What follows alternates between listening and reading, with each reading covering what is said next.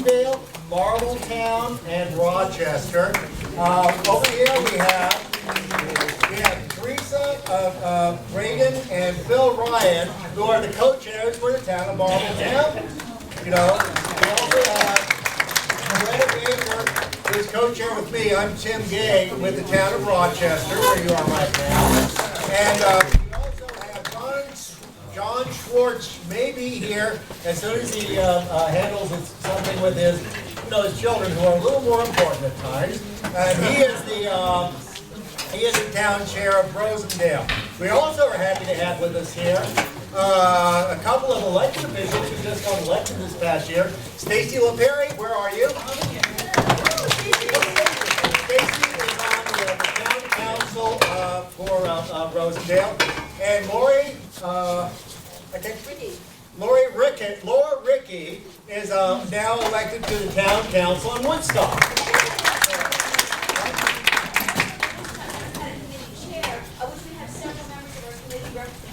Which is the next thing I wanted to bring up. In addition to the two Rochester, Marbletown, and Rosendale, we have a whole plethora here from the People's Republic of Woodstock. Actually, that's how we refer to Rosendale. We also have people here from Lloyd, correct? Is this being used? Is there Lynn? Well, Where's the call? I'm from Plattekill. You're from Plattekill, okay. We also have people from Lloyd here. We have people, where are you from? Wallkill. Wallkill. Shongo. No, we should talk. We need to get Democrats organized at Shongo, too. Again. We also have, where are you from? Saugerties. I heard about Saugerties. Wallkill. Great. Now you're from New Paltz, right? Is this a New Paltz table? Great. And where are you guys from? I'm a town board member in Novel. Oh, really? What's your name? Jim Safranco. Jim, good to meet you. I think we might have talked to the program at the Board of Elections. Yeah, and you are, oh wait, we have the town chair, chair of the Democratic Committee from Shandaken. And your name again is? Kathy Nolan. Kathy Nolan. I'm not the chair, I'm just on the committee. Oh, well, you know, we love our Democrats in Shandaken. You know, we love our Democrats everywhere. Am I missing any towns? Hurley? Well, no, but you know, so let's just recognize you're from Hurley. And by the way, Mira Bowen, right, is she's running as a delegate for Bernie Sanders. And so you see her name on the Democratic ballot. And who? Yeah, what? It's just a little housekeeping thing. We found this outside. It belongs to, That's me. Oh, great. All right, thank you. This is my most important duty as town council to see everyone serving. Perfect, okay. All right, are there any other towns present? You, sir? Lexington. Oh, so you're over in Sullivan? Greene County. In Greene County. Well, I'm glad you came down from below the Arctic Circle. Yeah. By the way, we had 5 inches of snow up in our mountains this morning. How much did you have? 6.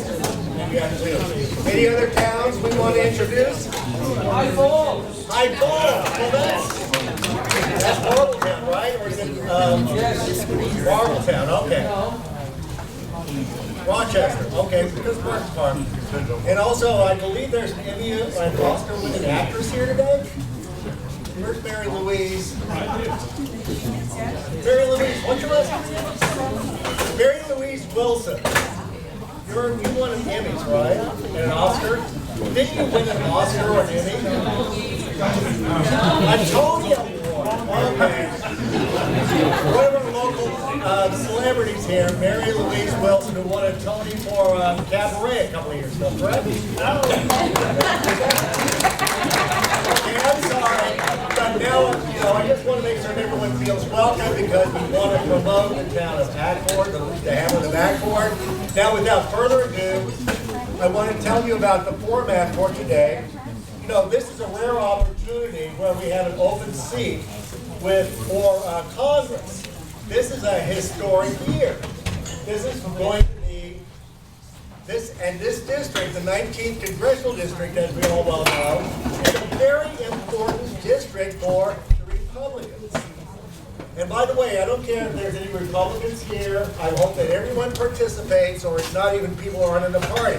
But we've got to keep in mind that the Republicans are going to pump millions and millions of dollars into the campaign in our district.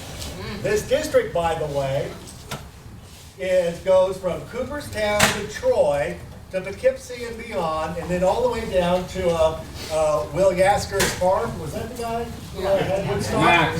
So you can see what a swath of territory this is. Now, on the Democratic side, we have two exceptional candidates who are both going to be seeking their nomination and will be running in the primary on June 28th.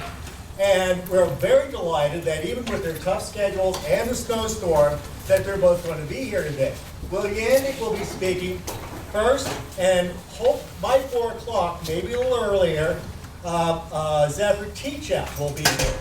Now, what we want to do, and here's the format, since we're not doing a debate, Will speak for about 10 to 15 minutes. We'll do answers, then we'll go gobble up all the cookies before Zephyr comes, all right? No. But we also, for both candidates, you can sign a petition to get on the ballot. Both candidates are striving to get at least 5,000 signatures from registered Democrats in order to qualify them to be on the ballot. And so that's very important also. So without further ado, I'm pleased to introduce the farmer from Columbia County, who is also an instructor of biology at SUNY Green, Columbia, who also writes articles, some for the Wall Street Journal, but he also writes on older issues for the American Association of Retired People's publications. And he also has a lot to tell us about those ugly apples, which are really good for us because they're organically grown and they're not shiny. Because that's what he does on the family farm. He's operated for 4 generations. So Will, I'll let you talk for a while.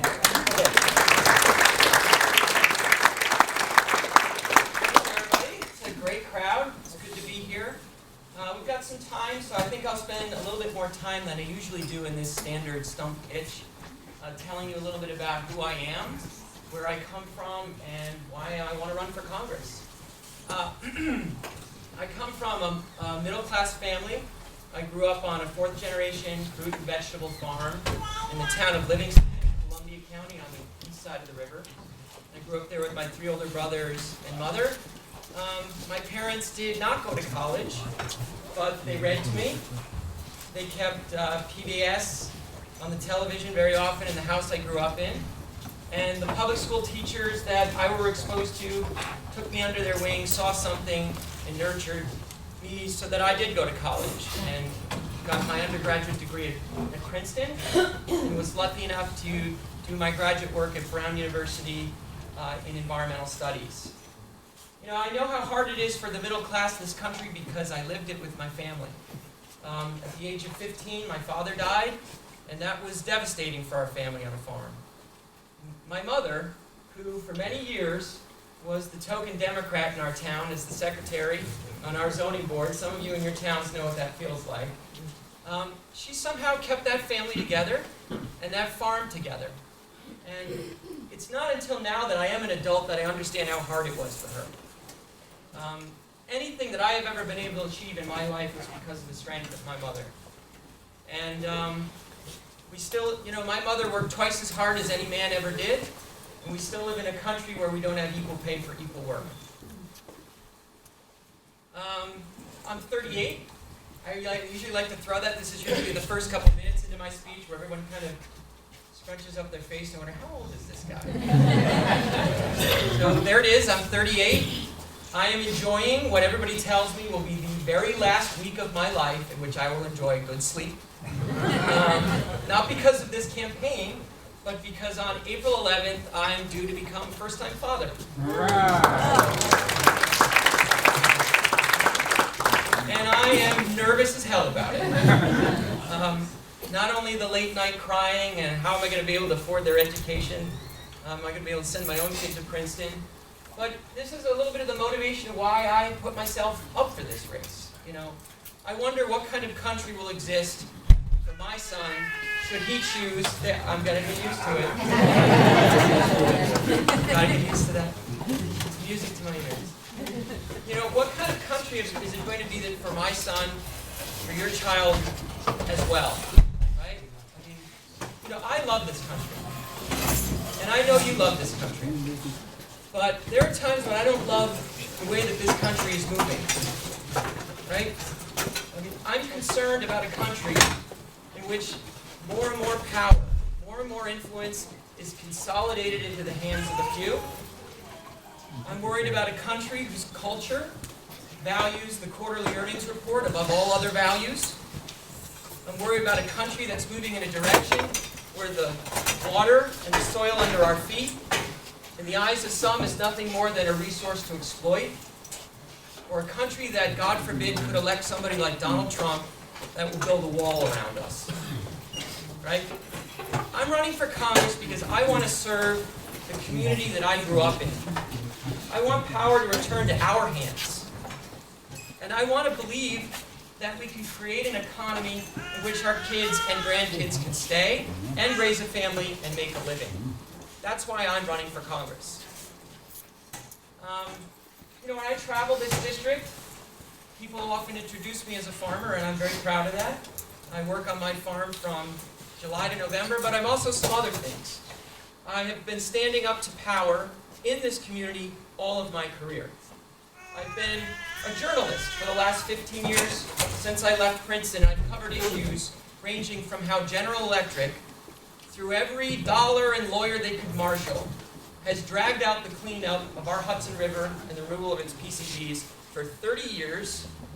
It was a problem that could have been solved easily in the 1970s with a few hours of dredging. And now the Hudson River, from Glens Falls to the Battery, is the largest toxic Superfund site in the country. I've covered issues on how big pharmaceutical companies game the Food and Drug Administration, make our bills go up, market drugs that are analogs to opioids that increase the opioid addictions that we're seeing in each of the towns in this community. I'm very proud that here in this district, I founded a group called the Hudson Valley Smart Energy Coalition that stood up to some of the largest utility companies in the country when they sought to build 153 miles of transmission lines in 3 of the counties of this district that offer absolutely no benefit to consumers or ratepayers, and then each one of those lines links up to a coal or gas-fired power plant. We stood up to that. We've managed to remove the eminent domain, and we're still fighting for you as the ratepayer. I've stood up to those people who said that a Democrat could not get elected in the town of Livingston, where Republicans outnumber Democrats 2 and sometimes 3 to 1. And I've not only been elected, but re-elected, and I've still managed to get progressive wins, like banning hydrofracking in my town and helping other towns to do the same.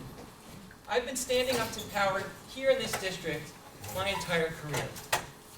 You know, when I travel this district, people want to believe that there is a reason for their children to stay here. We export young people from our district. And it's unsustainable. So how do we do that? How do we get there? I mean, this is an issue across the country, but if we're going to create the kinds of jobs that revitalize upstate New York, then we have to empower ordinary citizens to once again be the authors of their own economic futures. So how do we do that here in New York 19? It starts with universal broadband and cellular coverage. This is the 21st century utility challenge that we face. You cannot have a business in the knowledge economy without access to high-speed internet and cellular coverage. In the 1930s, FDR faced this problem. Who would have started a business in Ulster County in 1945 if there was no electricity here? How do you apply for a job today without an email address? I was talking to an employer out in Sharon Springs, out in Schoharie County. They're moving their business of 20 people to Schenectady simply because they cannot have a call without the call dropping or get online to process their business orders. We absolutely have to do this. And think about what it means for the larger economy. There are people that would love to live in our beautiful upstate New York. And if they can work online, even if they have an umbilical cord to New York City or work there a few days of the week, if they're working up here more days of the week, they're part of the service economy of here, they're getting their car fixed here, buying their groceries here, maybe buying their insurance here, restaurants here, and that's a tide that lifts all boats. I think economic development here in New York 19 starts with this issue. You know, I've mentioned that I've been a reporter for AARP, or Tim did for me, standing up for our seniors and the disabled as a reporter for the AARP Bulletin. This is a challenge for our district. We are a graying district. We're 10 years older than the national median age, and with that comes the challenge, at a federal level, to redirect more home and community-based services so that more of our seniors can live in their own homes and communities as long as they can.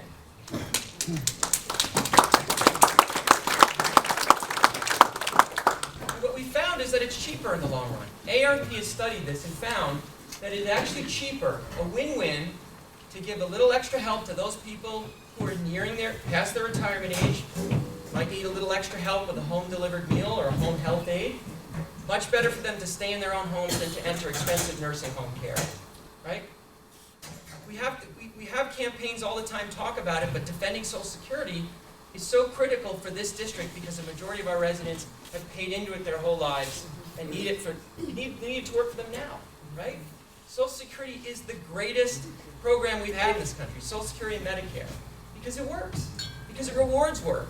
The more you pay into it, the more you get in benefits. It's our signature program. There are people in Congress that are still trying to privatize it for naked profit gain against the wishes and values of our community. Our education challenges persist in New York 19. I teach at a community college. I teach biology there. And they have a business problem. Because our demographics are shifting in New York 19, the number of incoming students each year are declining. So we have to start thinking about how to use community colleges as something more than a 2-year affordable Head Start to a 4-year degree, and more of an institution that trains our adults to help them transition to careers at multiple times in their life. Because sadly enough, in my dad's generation, at 18 or 20, you could go work for a company like IBM. You were loyal to them, they were loyal to you. You were at that company until you retired at 62. They gave you a shiny watch and a defined pension, and everybody was happy. Those jobs are harder and harder to find, which is why my vision for community colleges is there, because we have the bricks and mortars there. We have these great facilities that are going to have to change their role and business model anyway. They need to be the centers for retraining, for jobs, for adults, as well as our young people. Another bright spot in our economy is the food and tourism sectors. I can't pick up a magazine these days that doesn't say something good about the Catskill region or the Mid-Hudson Valley, and we have people all over the world that love to come to this region and see this scenery, hunt and fish here, see the farm-to-table restaurants, agro-tourism. We need to encourage that as much as we can because it's a source of jobs. And finally, what's also exciting and a source of jobs that we can't outsource is the green and clean energy economy. And it's happening, right? This no longer has to be an ideological battle. There are people that sell solar contracts door to door in my town of Livingston, and people are buying them because the price points are there, right? And we could get even further along that road if we as a country had the will to end the $35.5 billion in subsidies that we give to oil and gas companies, to corporations that don't need them and are holding this movement back, that can create jobs here in America that can't be outsourced, that are good for the planet, good for our communities, right? These are the ways that we revitalize our upstate economy. Whether that's a local issue or a federal issue, this is how we revitalize our local economy. So I may be a farmer, but I'll also stand up for the progressive values that we all share and believe in, like fully funding Planned Parenthood, for the excellent work that they're doing in this rural community, not only for women, but for men as well. Okay? I've mentioned equal pay for equal work, but also providing paid sick leave, right, and family leave. You shouldn't, in this day and age, worry about losing your job because you have to take a day off to go to the doctor, or you have to take in your parents that you are doing out of your goodwill taking care of as a family member, right? and honoring the commitments that we made in Paris. Bernie Sanders was absolutely right when he identified climate change as the greatest and most serious threat to civilization that we face today. Right? You show me a foreign policy conflict. You show me an issue of public health. You show me an issue of agriculture. None of these issues are going to be easier to solve if we don't first do something about a changing climate. I've spent a career working on this since I graduated from Brown. I was the lead author on a policy document called Carbon in Communities, which helps small and mid-sized communities understand their carbon footprints and what to do about it. You know, the reason why I'm in this primary is that I believe that I'm the best candidate that can win in November. I share many of the progressive causes that Zephyr does. Zephyr and I are on good terms. We are friends. We're committed to making this a primary about issues. But I am in this primary because I believe I am the candidate that can win in November. You cannot win this race by energizing progressives alone, even though we are progressives and believe in these values.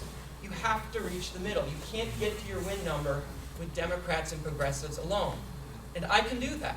I want to do that. I have been doing that my whole political career as the lone Democrat on an all-Republican board. And I know I encounter people every day that say, Will, you know, you're a great guy, but take a number and get in line, right? You know, you're 38, you've got a long career ahead of you, but I'm the same age that Kirsten Gillibrand was when she ran for this office, who, by the way, I will remind you, had never, ever had any legislative experience before she ran and won this seat. And we know good things happened to her after this. So I'm in this race because I believe I'm the candidate that can play offense and win the middle votes, and even some Republican votes, by going to the places where Democrats do not traditionally go, into the sportsman halls, and veterans halls, and church suppers, and farm bureau meetings, and connect to people, right?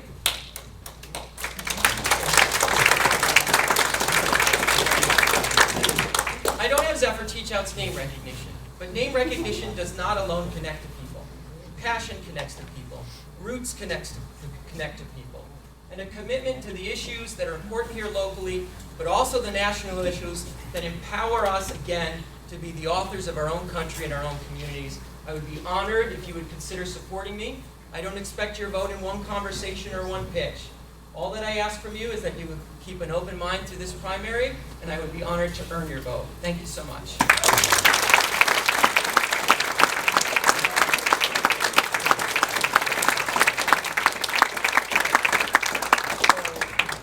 Take a couple of questions. I'll answer any and all questions you have, All right. to the best of my abilities.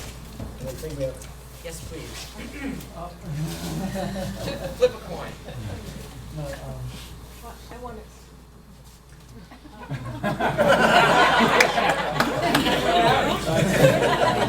It's like couples that finish each other's sentences. This time with a question. I agree with everything that you said. One of the things that's missing from the national discussion, although everybody knows it, is that there is a structural change to the economy that cannot be reversed. Technology is moving at such a pace that jobs that we trained for or that we, maybe became skilled at over the course of 30 years, they just simply have evaporated. They don't exist anymore. And that pace, I think, will continue. So I don't know, I'm not expecting you to solve that in a minute, but it would seem to me that that has to be part of the discussion. We're all looking back to what was a secure time Yes. 25 or 30 Yeah. or 40 years ago. And in addition to climate change, this is not going away. This is going to increase. There will be more and more people out of work, people who are solid, middle class, hardworking people, without any chance to transfer to something else. I agree with that premise. First of all, I oppose things like the TPP because we have had 20 years of trade agreements in this country that has flooded the American worker. I agree with that. And without those trade agreements, we'd be in a better position than we are now. But I actually agree with the premise of your statement, which is that the future for America, the future for New York 19 is not going to look like 1950, right? Even if we had the best trade deals on earth, even if we had heavy and light industry moving here in droves, those aren't going to create the good-paying jobs that existed for my grandparents' generation. Let me give you an example. In my town of Hudson, maybe some of you might have known this, might be a little outside of your news coverage, but through the late 1990s and 2000s, we were fighting the largest gas-fired cement plant at that time in the country. Okay? It was a huge effort, a perfect model on how grassroots communities can rise up and have the audacity to believe that they should control what their communities look like. Well, they won. The cement plant did not come to town. Do you know how many jobs would have created had it come to town? Less than 5. Would have created, this is the largest gas-fired cement plant in the United States of America. Would have created a net job creation of 3 jobs. I mean, so clearly if we, to your point, if we're going to have a thriving economy in the 21st century, it's got to look different than the past. Because there have been structural changes in our economy. I support trade deals that support American workers, but I also support the things that I just listed for this district, right? The knowledge economy is constantly changing. But I know one thing, if you can't get online and you can't make a cell phone call, you are not participating in that economy, okay? The community colleges that I've talked about, one of the reasons why I believe community colleges are the key nexus point is that they're nimble enough to change their curriculum. And I've seen that. I've seen that as I've taught there as an adjunct professor over the last 6 years. Programs come and go depending on the needs of their community. Community colleges are uniquely in a position to partner with businesses in their regional economy to change their curriculum to train people to move towards those changing jobs. But I agree with you, the roadmap of the past is not what we can use for the future. Not to bogart the scene, but let me just quickly say, my name is Chad Elson. I worked for Dennis Kucinich when he was mayor of Cleveland, Ohio. Came to New York and I joined the Village Independent Democrats in Manhattan. I ran Mario Cuomo's campaign in New York City when he ran for governor. And I even ran Dennis's campaign for president a couple of times as a favorite. Donald Trump has famously said that as regards the relationship between the country of Israel and the PLO on the West Bank and the PLO and Hamas in Gaza, that he would be neutral. Would you please take some time and some detail and tell us about your views with respect to that area of the world and those entities? I'll be as detailed as I possibly can at this point. I mean, one of the things that I'm running for is a position in Congress as a legislator. Right? I'm not an executive or the chief of staff. And part of my job is to understand the intelligence community, the defense community, other communities from Israel to fully understand that position. But I can give you, I don't know if it will satisfy you to the level of detail that you wish for me now, but I can say that we have very few allies in that region better than Israel. They share our democracy. They share many of our human values. And as many long-standing allies, we're going to squabble like family members. And the issue of settlements can be worked out better than what we see now. But I'm a supporter of Israel. I think we need to rely on the allies that we have where we have them in the world that closely share our values. Can we assume that you will develop a more detailed thought process with respect to this issue? Because, I mean, we're going to turn to you for our local needs, Right. but we also understand today that we cannot be an isolated country, that what happens abroad comes back and affects us here, and that area of the world obviously is a critical issue. And I would hope that whoever occupies this seat is a leader, not a follower in this regard. That's a fair point. I'll do my very best to get back to you with greater detail than that. I think you were next. You support community colleges as training centers for adults as well as kids coming in, giving their own college program. Do you think Bernie Sanders' plan for free community college is feasible? You know, there's a quantum leap that we take from a presidential pitch to a bill. I'm certainly open to the idea. Look, our colleges are underfunded. And they're underfunded for a very simple reason. Corporations do not pay their fair share. Republicans complain all the time that the United States has the highest corporate tax rate, and it's nonsense. Because the actual money that comes into our coffers isn't anywhere near the 35-36% corporate tax rate is complaining is too high. They whittle it down with loopholes. And as a result, we don't have enough to invest in education. We don't have enough to invest in infrastructure. We don't have enough to invest in the things that we need to grow as a 21st century economy. So yes, if we get that, if we can get that done, we can end the oil and gas subsidies. If we can make corporations pay their fair share, then I think that public education is a worthy investment in use of those resources. Segueing off of that, but public education, can you talk a little bit about your feelings about K-12 education and public education and the Common Core and state testing and those pieces? Right. So Common Core begins with a good idea, that we should be able to compare standards across communities and across states.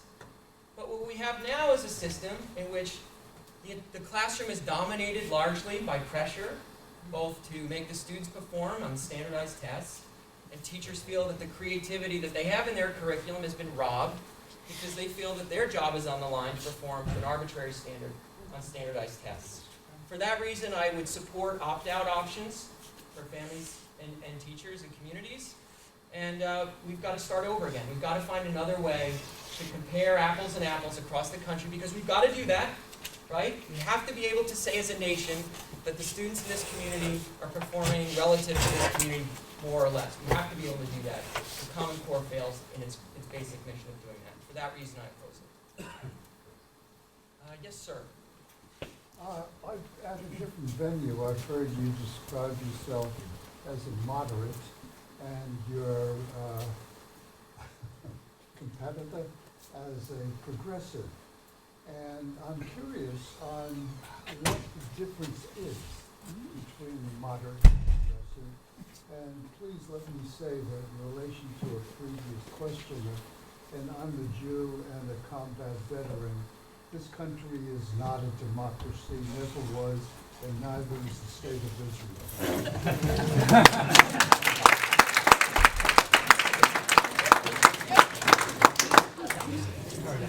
You know, I'm less concerned with what the label is than what I actually believe. What I can tell you is what I believe. That the power of this country for centuries has accumulated into the hands of a few, and that if we can't redistribute that power and that influence, then this is a country that I don't want to be proud of anymore. I can say that one of the founding reasons that I am in this race is that I care deeply about the environment. I feel that climate change is the greatest civilization challenge that we face, and I will spend my career in this or any other venue fighting to address that issue. I favor trade policies that favor the worker over the corporation. And if you want to call that progressive or good sense or moderate, whatever, call it whatever you want, but those are the things that I believe in. Yes, sir. We talked on the phone early last week, and there was something you said at the end of the conversation that scared me a little bit, frankly. You talked about getting together, and you said you needed to check with your campaign manager. Yes. And in 60 years of campaigning, I have never heard a candidate inspire that kind of approval. And so I looked up your campaign manager. And It's right there. his background is working for Sheldon Silver and the governor. Have you ever worked for Sheldon Silver, the governor? No. That's what says on it. At any rate, my question is, do you have a relationship with the governor's office in any way in this? No, I do not. I have absolutely no relationship to our governor or his office. I've been highly critical of our governor because of his New York Energy Highway Program, which is the transmission proposal that I described earlier. I have shaken his hand once at a rally. I think that is about the closest I've ever gotten to Governor Cuomo. I have no idea what his opinion is of this race, but I have no connection to him, personal or private, sir. Yes? Yeah, I'm wondering what your stand is on prison reform and on the draconian drug laws and on legalization of recreational or medical marijuana, which in my opinion in this state is hardly any reform at all. I mean, you know, it's just sort of silly. I've been in states where it is allowed recreationally and medically, and it's a boon to state coffers, and, you know, I don't see where it harms anyone. What is your stand on it? So, when I said I was proud of America, one of the things I am not proud of is that we have a quarter of the world's prison population in the United States of America. We don't have a quarter of the world's population. We have far less than that, but we have a quarter of the world's prison population. And the vast majority of our prisons are full of people that are on minor drug offenses.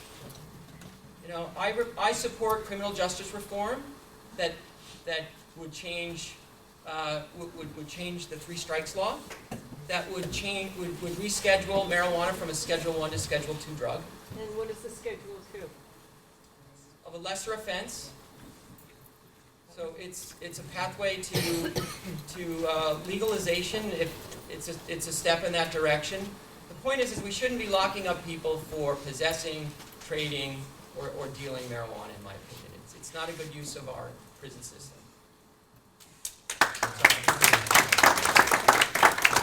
Yes, please. I would like to briefly address the problem of addiction. Just speak up a little, please. She would like to address. Yep. Opioid and heroin addiction.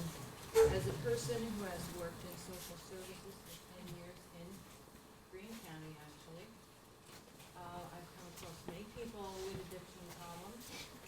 There's also a family member who has an addiction problem.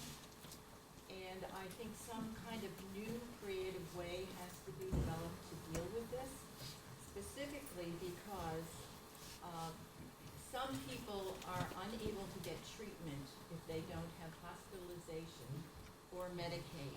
Now, not everyone can get Medicaid. There are rules and regulations. You have to come up with your job history, your employment, your income, your tax returns. People who are addicted don't have tax returns. They don't file tax returns. So they're going to be disqualified from getting Medicaid. How does a person who says, I really want to get off these drugs, but I can't get Medicaid because I can't come up with the paperwork. Right. How does that person get treated? Right. How do we keep them from buying methadone or Suboxone on the street, or possibly overdosing because they're going back to the heroin because they can't afford the other drugs? Right. And how are we going to get out of the stranglehold that the pharmaceutical companies have over the drugs? That's right. I know a little bit about this. I have written about pharmaceutical companies, and you're right. Big Pharma has a financial interest in developing more painkiller and opioid mimicking drugs because it's a profitable sector for them. We have to treat it as a public health crisis, not an aspect of criminality. And there are some bright spots. Kirsten Gillibrand has talked about the Centers for Disease Control has provided a set of guidelines for doctors on prescribing opioids, things like OxyContin. For chronic pain, we need the same guidelines for acute pain. If I bust my arm, there's no reason why I should be getting a pill case of 30 OxyContins. 3 are sufficient. And the doctors and Center for Disease Control agrees with that standard. Because what happens to those pills is that if I don't use them, and they stay in my cabinet, somebody gets their hands on them, and they end up on the street, then that's the gateway for opioid addiction that just gallops towards things like heroin addiction. I had a statistic that I read from the CDC the other day that said that 1 in 35 people who receive the maximum allowable dosage, 30 pills, for something like OxyContin, will die within 2.5 years. That is the Center for Disease own statistic. I've had a case of a woman who died from overdosing. And I have seen Medicaid people go into the hospital on the weekend and say, I have pain, and then they get a prescription for drugs. And they've got a primary care physician.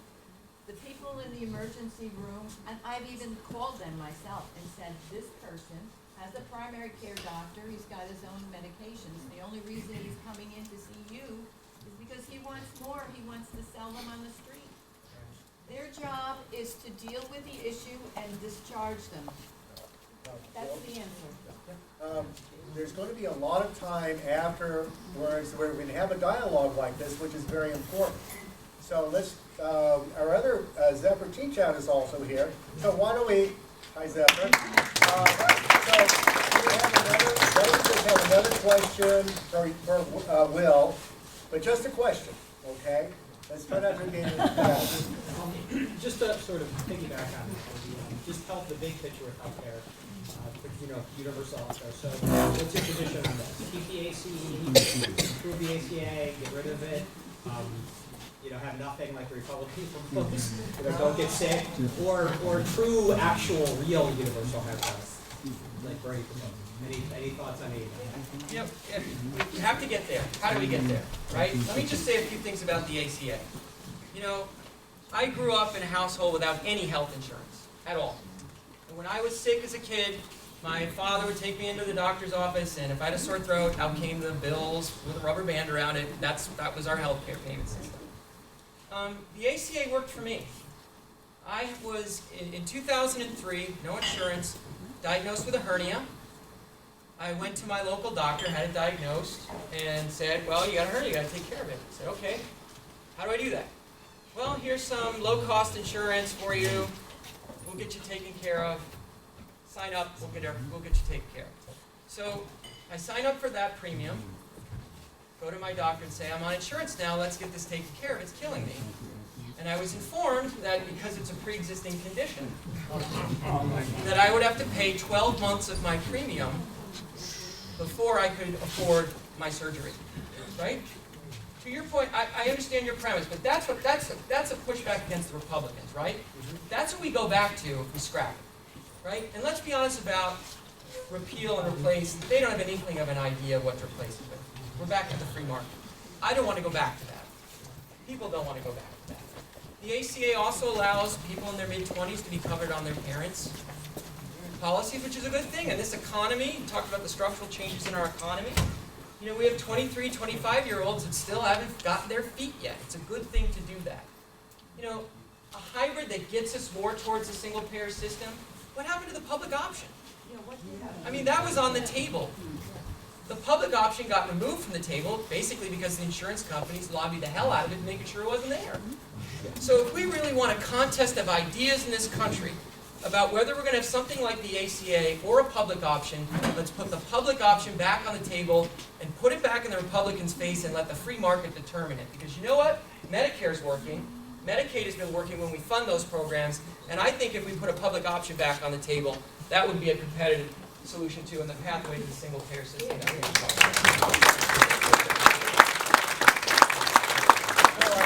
There's a lot more questions, and there's still some cookies left. And so, after we hear from Zephyr Teachout next, we'll come back, and there'll be a lot of opportunity.